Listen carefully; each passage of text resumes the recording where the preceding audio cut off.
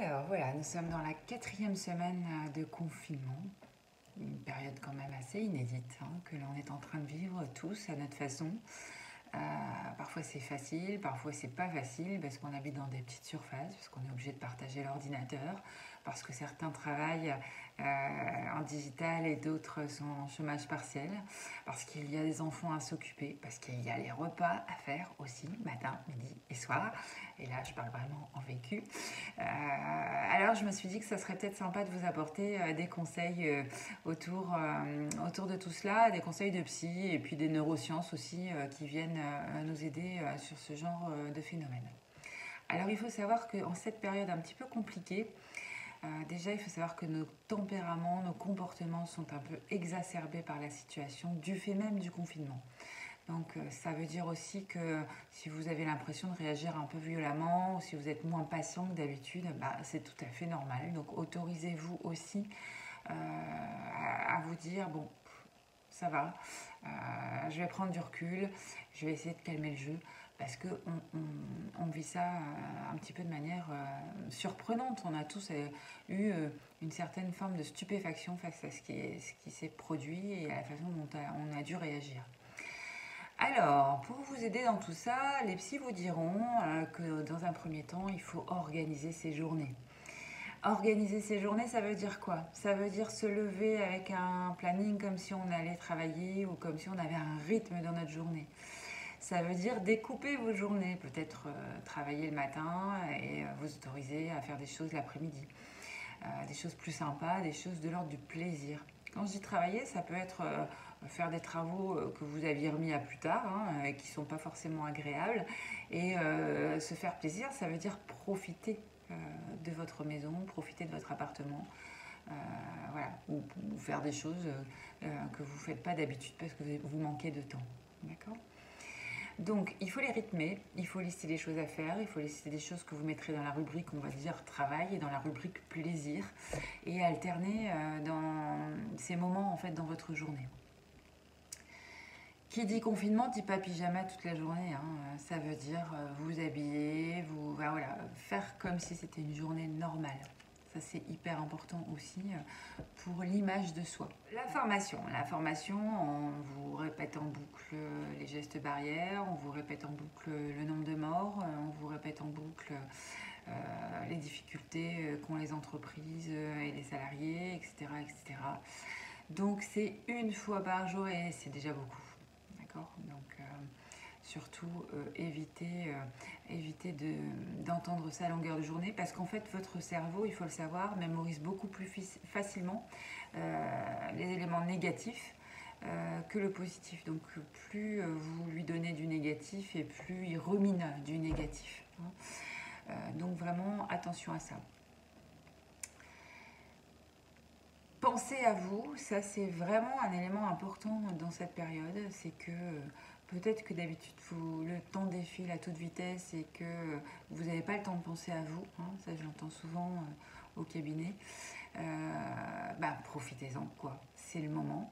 Donc ça peut passer par justement la beauté, prendre soin de vous, ça peut être du sport à la maison ou pas. Je pense qu'il y a pléthore de cours de gym qui se sont proposés pour vous entretenir, donc allez-y. Et puis ça peut être aussi de penser à son job, tout simplement, de se dire tiens, comment demain je pourrais l'envisager, est-ce que stratégiquement j'ai pas intérêt à viser autre chose en termes d'évolution, en termes de sens que je veux donner à mon métier, etc. Donc c'est aussi des moments privilégiés où vous pouvez vous poser pour faire le point sur vous, à l'intérieur comme à l'extérieur, vous m'avez compris.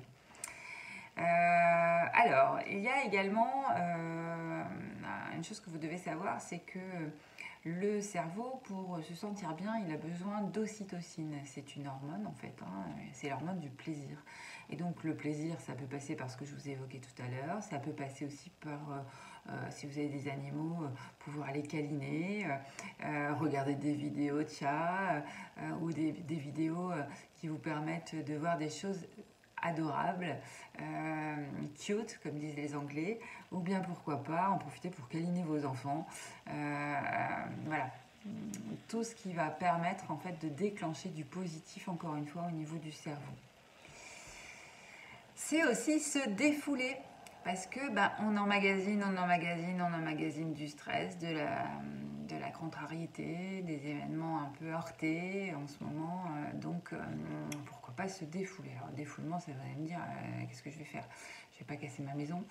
Non, mais ça pourrait être tout simplement crier, chanter, danser, mettre la musique à fond. Alors après, je sais pas, attention, si vous êtes en appartement, que ça ne gêne pas vos voisins, mais que vous puissiez, ce qu'on appelle en psychologie la théorie de la catharsis ou du robinet, c'est-à-dire que vous puissiez lâcher. Quand on parle de lâcher prise, on se demande toujours comment on peut faire. Et bien ça, c'est une façon de lâcher prise aussi. De se lâcher, de faire des choses un petit peu différentes de ce qu'on fait d'habitude, parce que d'habitude on est dans un mode intellectuel, danser, crier, on va utiliser notre corps et nos émotions. Voilà. Donc ça c'est important de pouvoir passer un moment à ça. Dans la communication aussi, si vous êtes plusieurs dans votre foyer, et pas d'ailleurs, il faut communiquer et communiquer et communiquer. Vous êtes seul, vous provoquez, on voit ça, des apéros digitaux avec vos amis, vous prenez connaissance de vos êtres proches, voilà, vous allez communiquer avec eux et c'est pas étaler votre vie, mais c'est aussi expliquer vos difficultés, et l'autre a peut-être une façon, votre proche a peut-être une autre façon de voir les choses et vous apportera une réflexion différente sur ce que vous êtes en train de vivre, et vous pourrez aussi lui apporter des choses. Donc vraiment, comme c'est une situation inédite, on a tous à s'apporter. On voit bien les approches collaboratives des entreprises aujourd'hui en direction des personnels de santé et autres professions. Voilà. Alors, toujours dans l'idée de lâcher prise, de lâcher le cours des idées, lâcher les ruminations que peuvent provoquer ces situations. Avant de vous endormir, une chose qui peut être bien, c'est aussi vous souvenir des moments agréables de votre journée, des petits plaisirs que vous avez eus dans votre journée. Parce qu'on parle du bonheur, mais le bonheur c'est un grand truc. Il y a des petits bonheurs, il y en a plein dans votre petite journée. Ça peut être le soleil, ça peut être, je sais pas, une plante qui pousse dans votre intérieur. Plein de petites choses qui vous ont fait plaisir. Et donc, c'est l'histoire des 3 kiffs par jour. Essayez de noter les 3 choses positives qui ont égrené votre journée. Ça peut être, plutôt que de regarder la télé et son lot de contrariétés ou de choses compliquées, pourquoi pas lire un livre, s'évader, regarder des beaux paysages, écrire, pourquoi pas aussi écrire en cette période un peu compliquée, un journal, un peu des choses que vous avez fait un peu originales pendant cette période, parce que dans 10 ans, vous serez, ou 15 ans, ou 20 ans, vous raconterez ça à vos petits-enfants et ce sera peut-être drôle de le relire. Ça peut être aussi en dormant, si vous vous réveillez, prendre un petit carnet et puis écrire tout ce qui vous tracasse pour pouvoir poser ça sur le papier et ensuite mieux vous reposer, mieux vous ressourcer. Voilà. Et bien, j'espère que ces petits conseils vous seront utiles.